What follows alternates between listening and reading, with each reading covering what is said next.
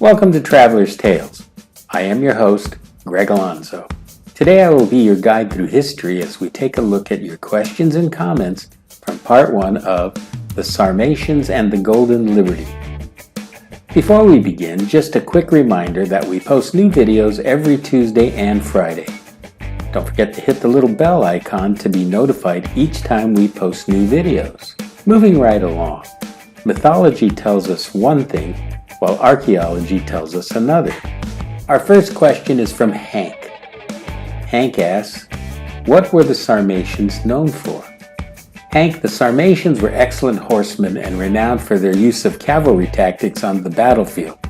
This is what made them successful and brought them to the attention of their adversaries. Next, we have a question from Mariana. She wants to know, what religion did the Sarmatians practice?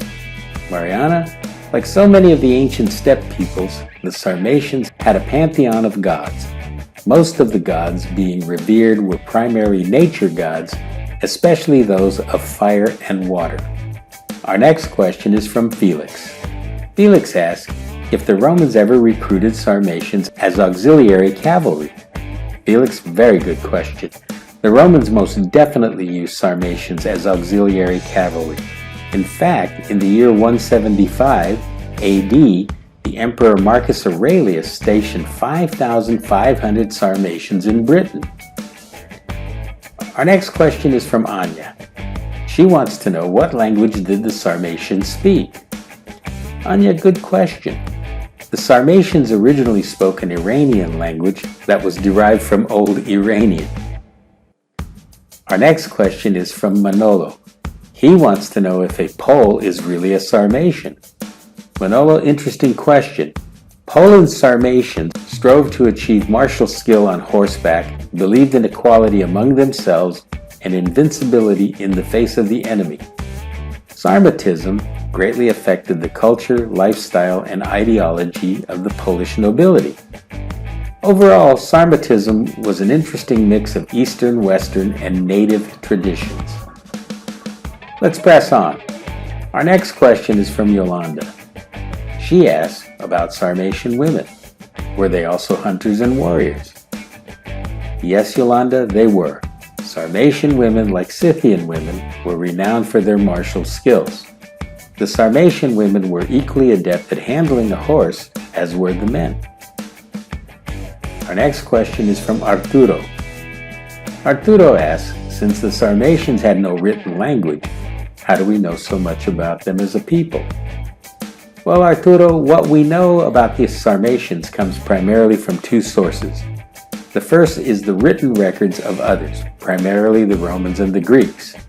The second source of information has been discovered over the years from archaeological digs. Moving right along, Sam wants to know more about the Golden Liberty. Sam, in the Polish language, Golden Liberty is known as Złota Wolność, sometimes referred to as the Golden Freedoms, Nobles' Democracy, or Nobles' Commonwealth. It was a political system in the Kingdom of Poland. We have time for a couple more questions. Let's go with this question from David. He asks why the Poles and the Lithuanians so readily accepted the Golden Liberty. David, both the Poles and the Lithuanians believed that they were descended from the Sarmatians.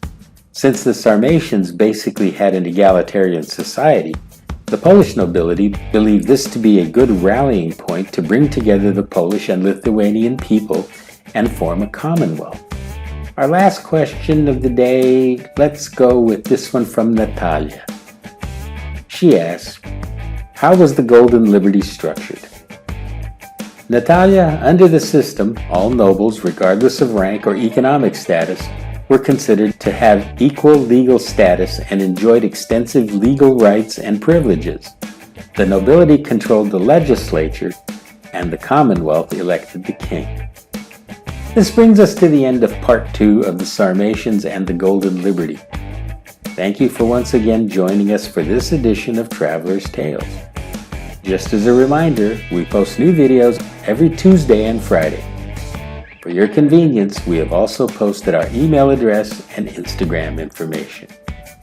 If you haven't done so already, please like and subscribe to Traveler's Tales. This really is the best way to help our channel grow.